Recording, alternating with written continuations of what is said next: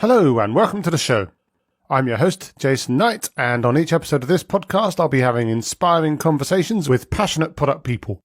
If you're interested in the thoughts of some of the finest minds in and around product management, why not pop over to the website onenightinproduct.com, bookmark it, subscribe to the mailing list, or go to the podcast app of your choice and subscribe there so that you can never miss another episode again. On tonight's episode, we'll be speaking about product leadership and building strong, effective product teams. We'll talk about how my guest had a desire to help at scale and move away from individual coaching to coaching product leaders. We'll find out how a desire for a practical leadership playbook made her go and write one of her own. We'll talk about some of the themes inside the book and how she uses diagrams to tell stories and whether she had to learn to draw to do it. We'll also talk about when all is said and done, when it's time to stay and try and make things better, and when it's time to just give up and find somewhere better. For all this and much more, please join us on One Night in Product.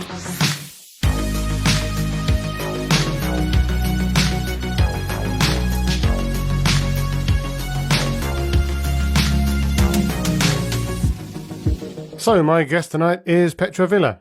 Petra is an introverted extrovert and product leadership consultant based between Hamburg and a tiny little island in the Baltic.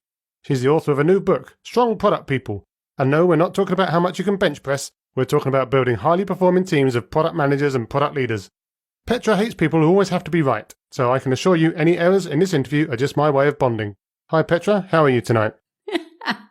Wasn't bench pressing in a while. Hi Jason, thanks for inviting me. No problem. So first things first, congratulations on the book. It's obviously been out a few weeks now. How's it been going? I'm assuming you're in a whirlwind of promotional activity, but how's the reception been? Yeah, thanks. It's exactly a month to the day. It's been a bit of a roller coaster. People are actually buying the book. That's the first cool news. And so at least the messages that arrive in my inbox are pretty positive. So people that I know and people that I don't know, which is really nice, find the book helpful, already sending me like, oh, okay, I tried this concept with my team and it worked pretty well and I would love to do it more often and things like this. So this is pretty cool. Amazon reviews look nice and promising so far. So that is really nice. And I was so overwhelmed by how helpful and caring the product community is. So many people have been sharing it and have been saying lovely things about it. So yeah, that was kind of the nicest thing at the first day, so that everybody was so supportive. Yeah, I guess it makes it all worthwhile when you spent all that time writing a book as well to see it landing properly. Yeah, it takes a bit of time. Well, before we go into that, let's have a little bit of a zoom back a little bit further into the past. You are a product leadership coach. You've been a product leadership coach for 7 years or so, 7.5 years or something like that. Yeah. So how do you feel your days when you're not writing books? Like, what sort of work are you involved in and what type of people are you working with? Currently, I'm mainly focusing on product leadership coaching. That has not been the case for all of this 7 years. I'm now working as an independent product coach. I did a lot of product discovery coaching in the beginning, helping teams to understand discovery, helping them to really get into the right mindset and jumping on projects with them. Sometimes I did a lot of interim head of product roles in the beginning. And then it slowly became more of a coaching thing. First coaching product managers in their current situation. A lot of in startups when there was no head of product around or the CEO was just not capable of helping his product managers with the product management tribe things. I bet they didn't see it like that. And then slowly it became more of a product leadership thing because I always had this kind of, okay, how can I scale? Because helping product managers in one-on-one coaching situations, that helps some people, but it doesn't help at scale. And I saw so many people to be in a self-progression desert in the product management career just because of product leaders didn't know how to approach development talks and one-on-ones in a proper way. So that's when I started to collect the things that I like to do in the coachings and that are super helpful for my coachings with product people. And that's why it became more of a leadership coaching thing now. And that's why I put most of the concepts that worked in my coachings in my book. So that was a very organic thing and you reacting to what you were seeing in the workplace and kind of just happened naturally. Is that fair to say? Yeah, a transition over the 7 years. It's always like 2 years, and then I see something else where I can move into, where is another opportunity. It's a bit of being my own startup, trying my own things. You're your own product, right? Yeah, that's true. But before that, you worked for a selection of companies in a variety of different industries. So you started out actually as a developer. Yeah. Moved then into what looks like some form of product management role in SAP. Yes. Which I imagine had probably some stories there. But then after that, some other product type roles in a variety of other different types of company as well. So you've had a few different varied experiences in your time. What made you get into product management in the first place? So again, you started out as a developer, but what gave you the bug to actually start working on the product side of things? I actually think I worked in product before my role or title was called that way. So back then it was project management. That's how they called it, or how we called it back then. And the transition was more of we were a team of 6 developers back at the time, and somebody needed to talk to the customer. And then my colleagues convinced me to do this because, hey, you are the one, you're actually great in communication and your empathy is high. So can you please go and talk to the stakeholders and come back and bring some insights in? So that's how I more or less accidentally stumbled into a bit of user research and a bit of stakeholder management and ended up in a project management role. Yeah. And then I joined SAP as a technical consultant, actually. And it was a mixed role. I was still doing a bit of development back at that time, but a lot of, do we need to customize the SAP system? Do you need to really dive deep into the code here? Or is it more a thing of, can I talk to your employees and we figure out ways of working with the tool and working with the system? So that was a pretty hybrid role, I'd say.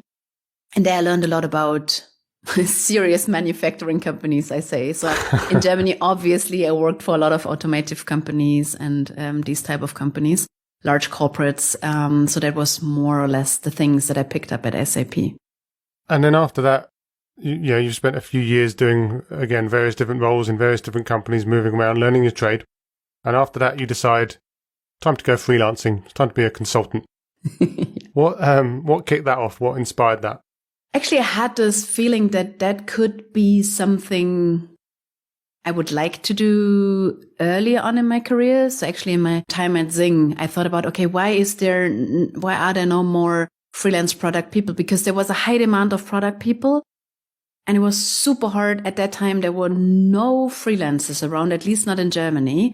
So I thought maybe this is a way to actually become my own boss, work a bit more on projects that I really like and that I want to work on. And see more, because I'm a super curious person. So I like this, joining different companies and different projects and different industries and different business cases. That's why I thought it might be a nice thing for me to do. But I had a chat with Marty over that back at the days when he was coaching me.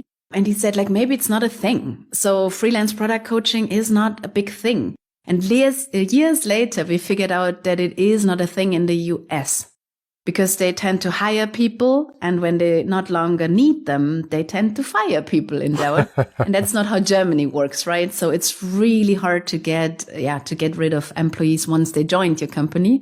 So here it's pretty common that you have a product manager interims wise as a freelancer on your product for a year or something like this. So that's a pretty common thing.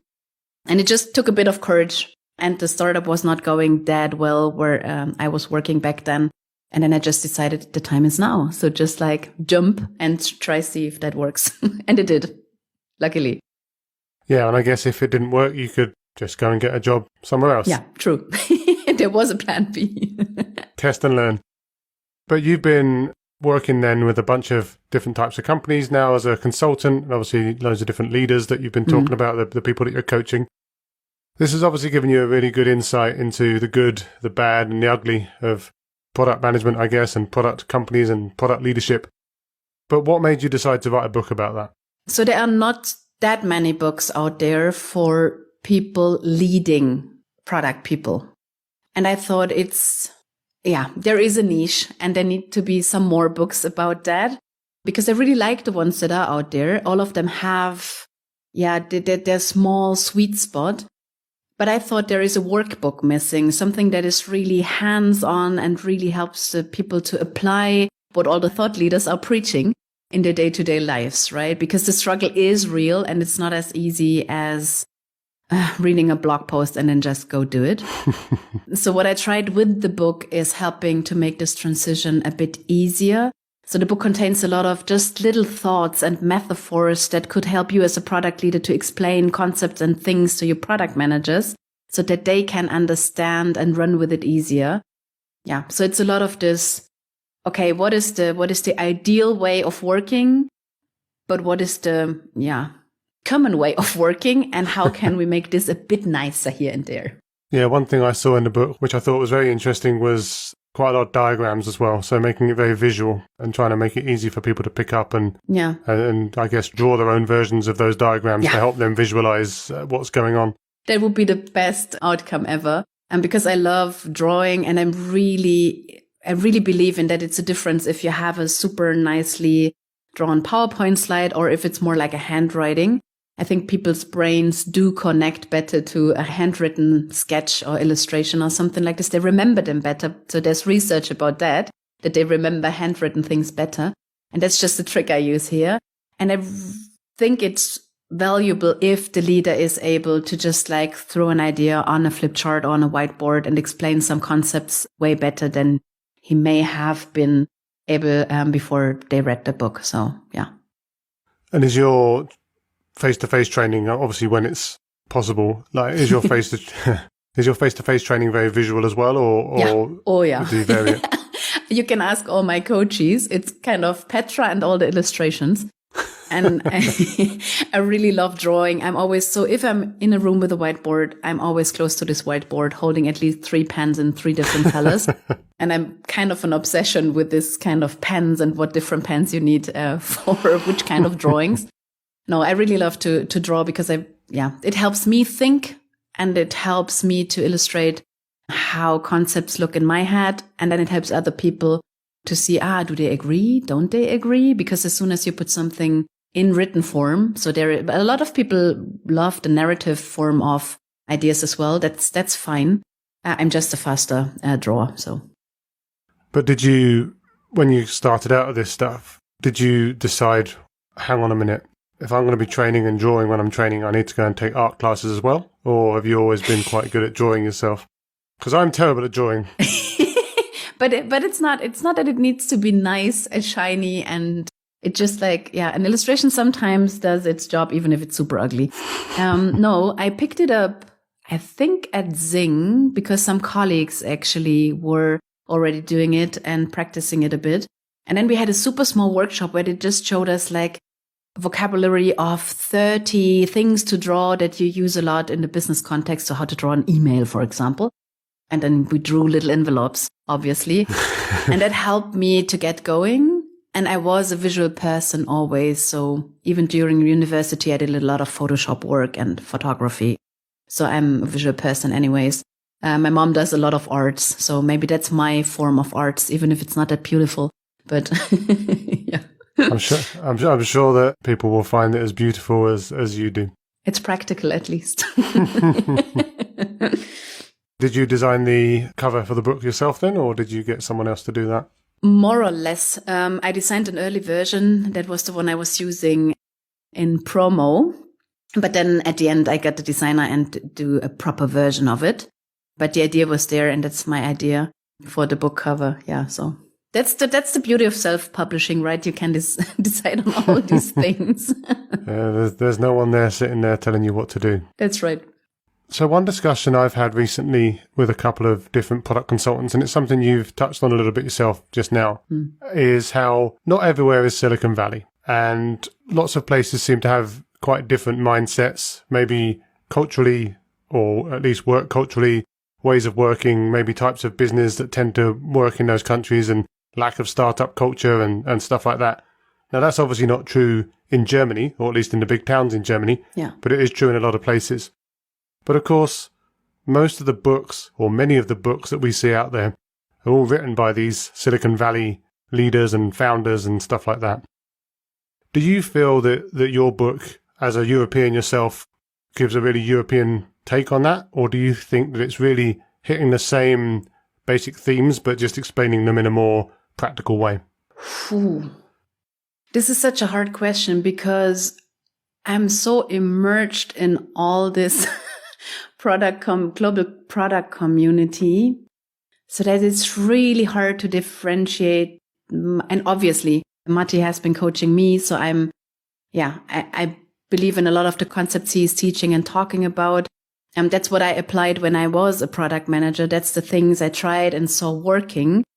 So first order learning here. And that's why I believe in most of the concepts still. And what I'm teaching is a lot of these things. Is there a European? Yeah, that's really hard to say. I don't know. Maybe that's something other people need to tell. And because I don't think it's particularly German or European focus. Nope. So you're very much extending the same classic product management school of ideas, but just giving out your spin and as you say, making it much more practical and giving a playbook. Yeah, I think I do. Yeah, there is a strong, so all the coaches that have worked with me or people that know me, they really say like, okay, there is a lot of Petra in this book. It's a lot of my way of doing things. It's a lot of my way of approaching things. So my way of coaching is not preaching how it should be and what's the ideal way of doing things. I'm more like looking at where this person stands and the company stands. And if we can improve this by 5%, that would be already great achievement, right? So I'm more like a super pragmatic, practical person when it comes to coaching.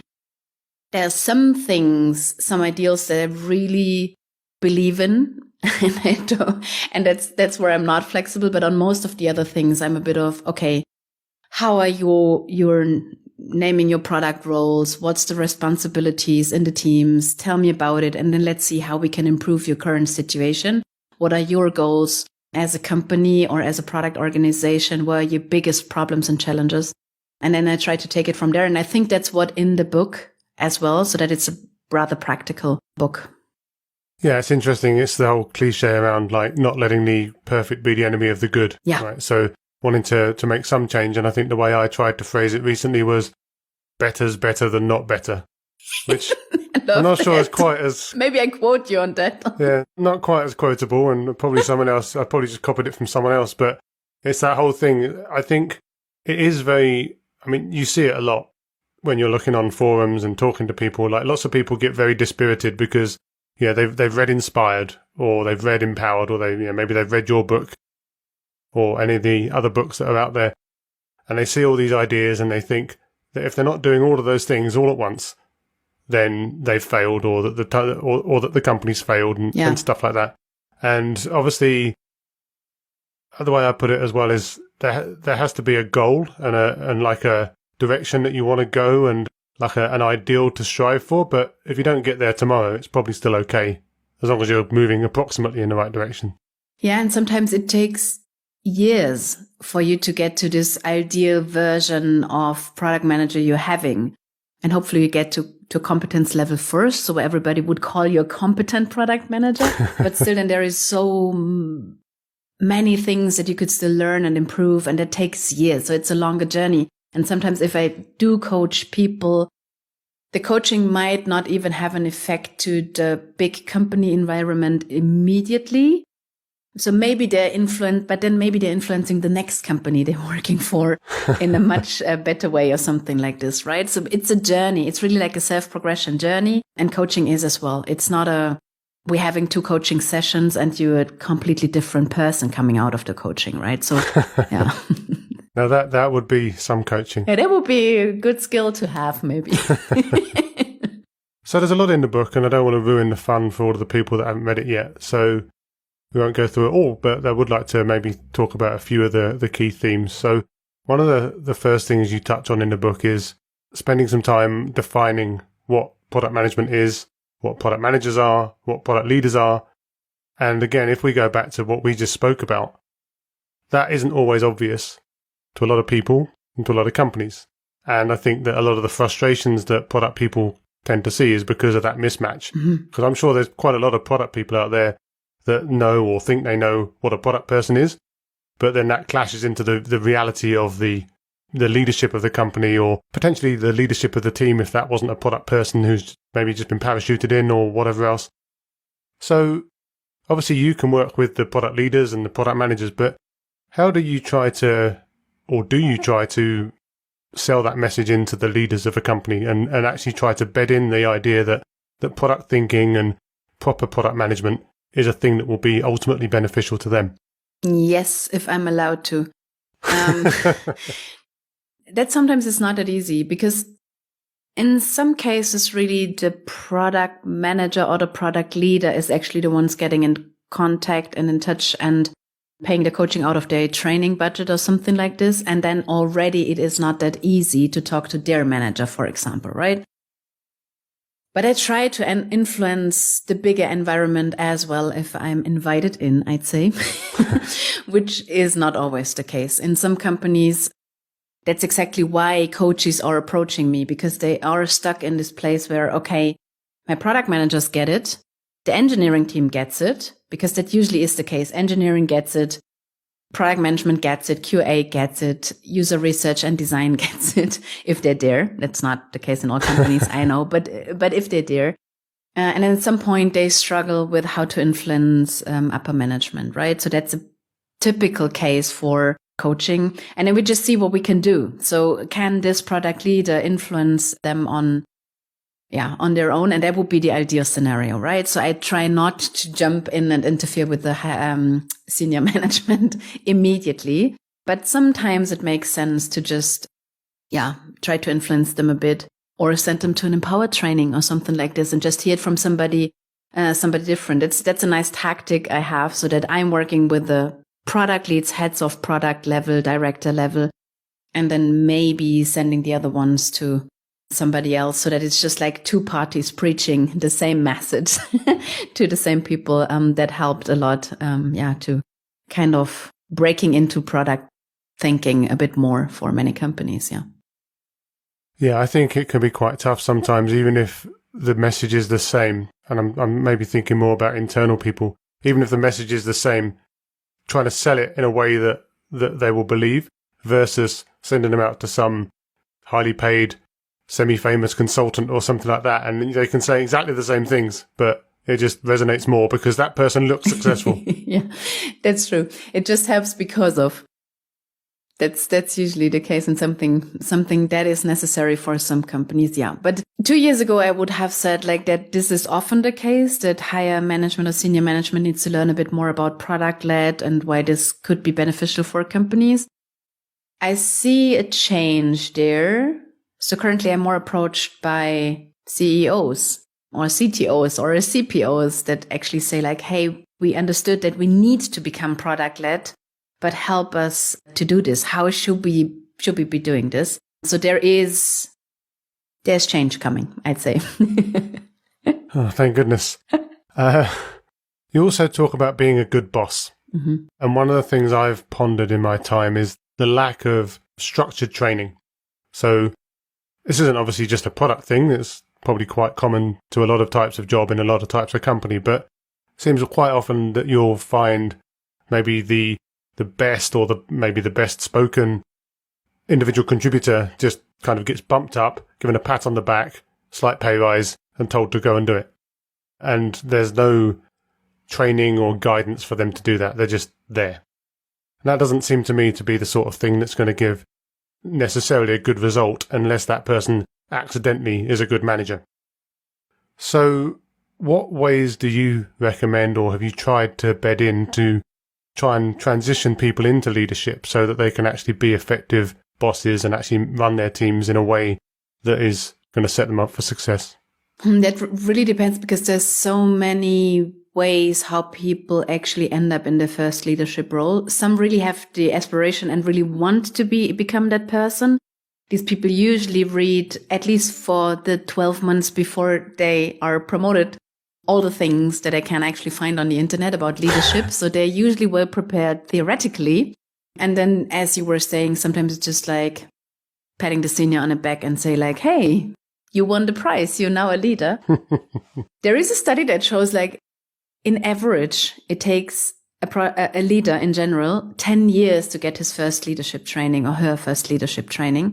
So that is a long time without any formal training. And I see this to be the case in many, many companies. But it applies for so many things, not only for becoming a leader, right? Product management training itself is more or less the same. So a lot of product managers these days get their trainings budget and that's it.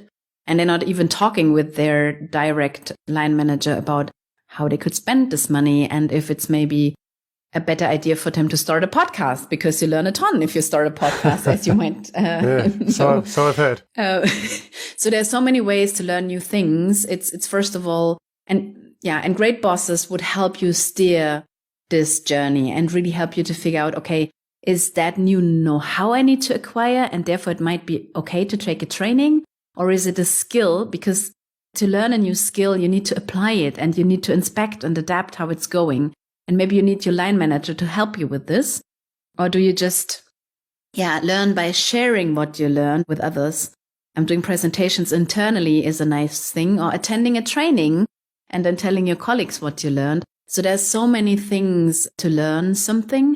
And a great boss would help you to use all of these things to steer your journey into product leadership or product management. Yeah, the problem is that the boss whose job it is to do that probably also didn't get any training themselves. So it's like a that's true. Spiral. But there are easy things to start with, right? So for example, I always tell the people, if they're into a leadership role, first of all, train your coaching muscle. So you don't need to tell the people what they should be doing. You just need to master the art of asking the right question at the right time. I know it needs a bit of practice. But it's more of help them be there, guide them a bit, bring in another idea, another perspective. So these are the things you should be capable of. And then your employees are usually grown-ups and adults. And if you're just pairing with them, they're having ideas on how they could be actually learning new things or something like this. And then one important thing is follow up. So really ask them if they need the nudging and how often you should remind them about their training and about their learning.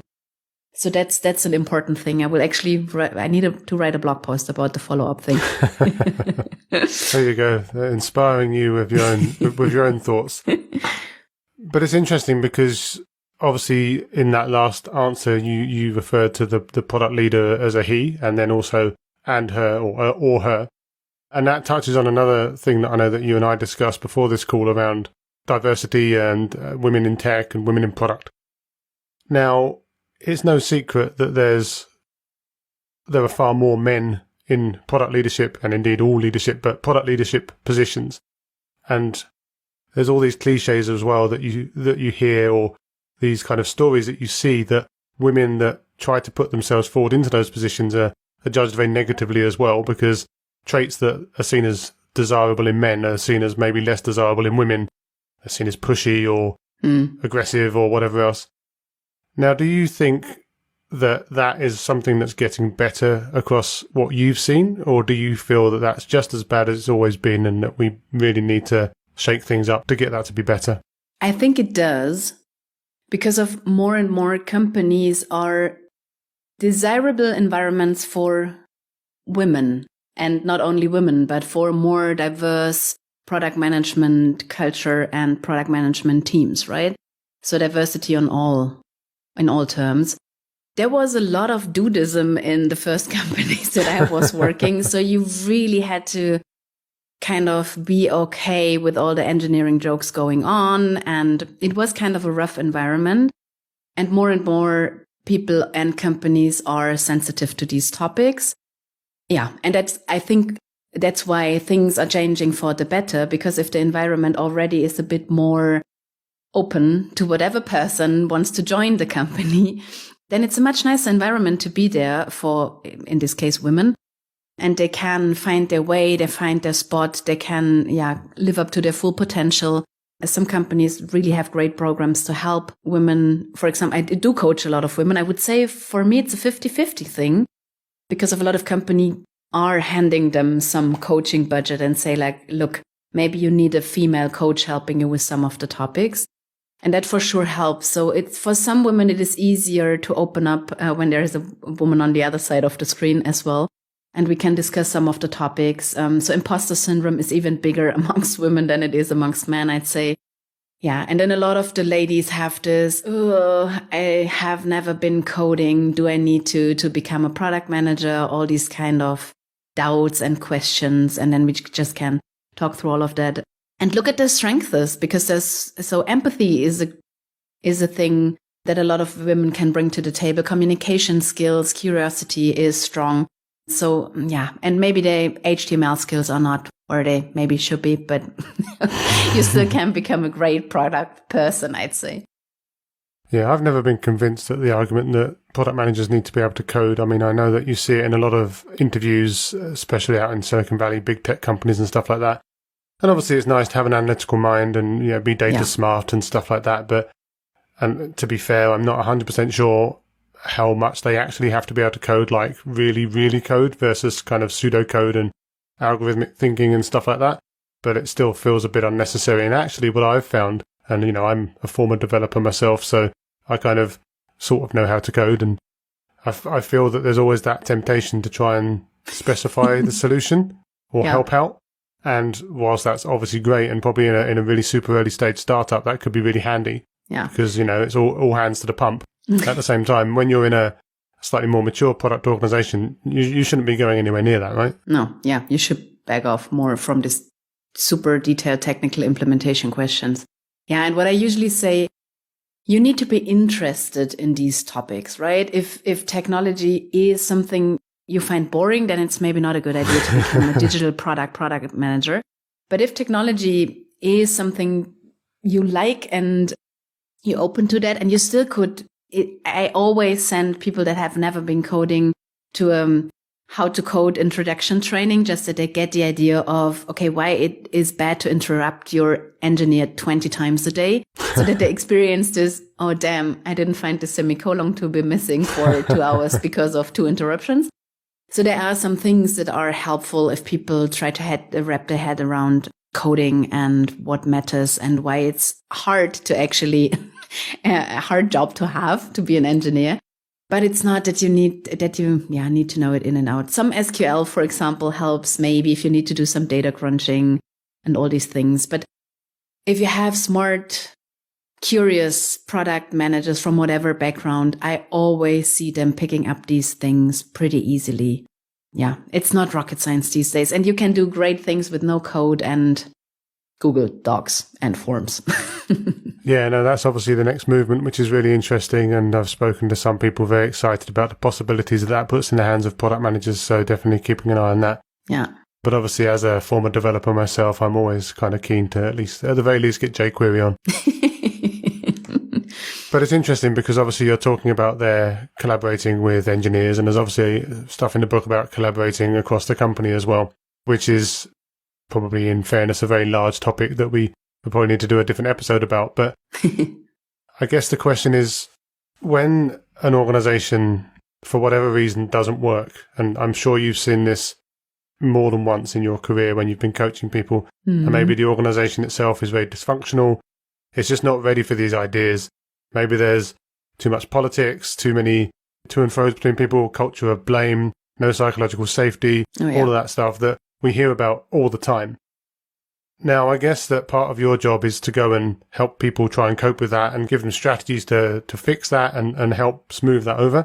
But there's got to be a point where you just say to your coachees, just go. Go run. How long do you leave it before you get to that point? The thing is, I became more picky with the decision of what companies I do support.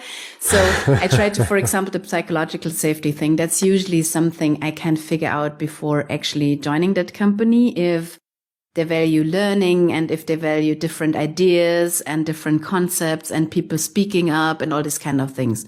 So that is something that I try to figure out in the beginning. And what I learned is that I explain that to whoever actually gets in contact with me first.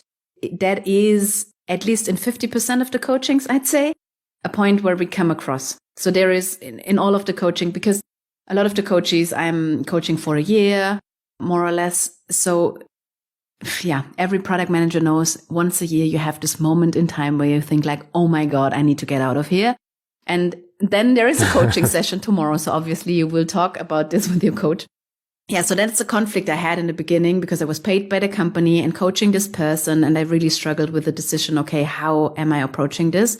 But my answer to this is I'm coaching the person more than I'm actually, and I'm super upfront with this. I'm talking about this in the beginning before we actually sign the engagement, that it can be the case that at some point we figure out that this company is no longer the perfect place for this person to be. What I'm not doing is tell the people, take your stuff and run, because a great coach just like sits there and listen, asking the right question. And at some point, the people come to the conclusion that they might want to leave this company. Yeah. And I'm a big fan of love it, change it, or leave it. And I think not enough people are working hard enough on the change it part. So for some time, you really should go crazy about the change it part to an extent where you think like, maybe I will be fired tomorrow. If that's something I tell my boss, then maybe he will fire me. But there is nothing left to lose if the next status is leave anyhow, right? So that's usually an advice I give. Try harder on the change.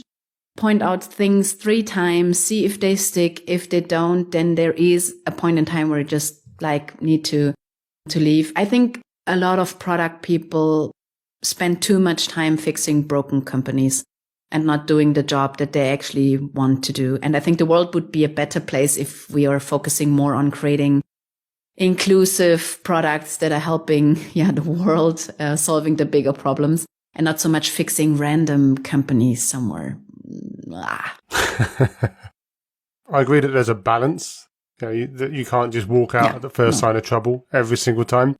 But yeah, at the same time, I see stories time and time again. I'm reading about this stuff all the time, trying to learn and gain insights into how other types of companies work. And there are some where you just look at it and you go, yeah, that's not the place. Go and find somewhere else. Yeah. Because everyone's going to be happier. So a key theme of the book is developing product teams, building product leaders, making sure product leaders build their teams. And all of the stuff that you then have to do that. So the coaching, obviously the more thoughtful hiring, defining what good looks like, finding gaps and identifying weaknesses and helping to develop those and all that stuff. That all takes a lot of time. It's a big investment. And if you sat and spoke to any product leader or product manager in most of these companies, they'd all be saying, well, I'm already busy. And obviously you get the problem of the kind of urgent versus the important. Do you feel that it's time to make people development and team development more of an urgent problem that people have to handle? Well, I wrote a chapter about it because there was actually one of the feedbacks I got from the early reviewers last summer that somebody said like exactly this thing, right? I'm already super busy. I like what you wrote, but it's already 27 chapters. When should I apply all these things? And then I wrote chapter 28 about how to find the time.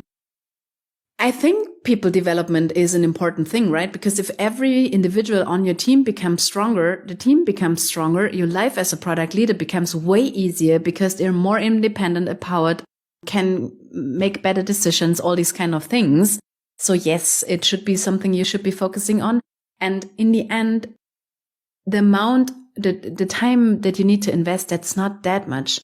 So it's a bit of upfront work with really sitting down and reflecting on what do I think capable, competent product people need to do. That's something you need to do in the beginning. I call it defining your good in the book.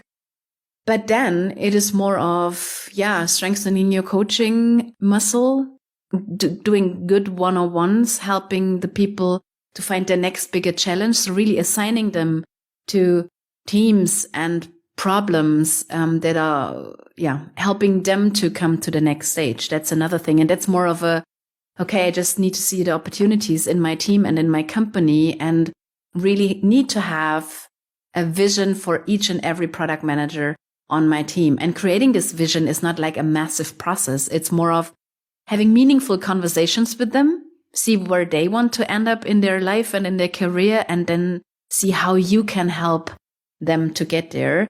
And if you are actually nailing this, then the reward is a really long-lasting relationship with these people. And even if they might leave your company, you still always can rely on feedback or recommendations, or can always go back to these people, because if you really care for your employees, I think that is creating the environment most of the companies want to create, right? Yeah, absolutely. Well, they should want to create anyway. I assume you've got a lot more promotional stuff coming up, and the book promotion, and I think earlier you said you're doing hundreds of podcasts and all the rest. So hundreds, 2 a week or something like that. Well, that can add up to 100 eventually. What's next on the Petra Wille machine? Are you already planning your next book, or are you just planning to go back to your quiet life on your island, or somewhere in between? I would love to go back to the island, but currently we're not allowed to. Oh. Hopefully this will change. No, currently, so I'm still a bit in promotion mode. I'm still doing a lot of client work currently, so I'm pretty busy with helping more and more product leaders to use all the things that I was describing in the book. Planning a bit of book clubs, so that's currently a trial I'm currently running with 2 companies, if it's a nice thing to do book clubs with the book. Yeah, and then planning a bit of touring product tanks and these kind of things. So there's one coming up in April, Product Tank Hamburg. So that's, for example, some of the things I do. And then I really want to do more on my blog. So I started to put a lot of the content that I have there for free. Maybe I should write something about the follow-up and put it on there as well. Yeah, so it's a lot about making more people to know the things that I already created. The work continues. Yeah, that's true. Well, that's been a fantastic chat, and obviously really interesting to get some of your expertise and hear a bit about your journey. So thanks very much for spending the time. Hopefully we can stay in touch, but for now, thanks very much. Thank you, Jason. Loved it. That was fun. As ever, thanks for listening. I hope you found the interview interesting, inspiring, and educational. If you did, I'd love it if you could, again, go over to the website, onenightinproduct.com, or the podcast app of your choice, sign up, subscribe, rate, review, share, all of that good stuff. I'll be back soon with more inspiring content, but as for now, thank you and good night.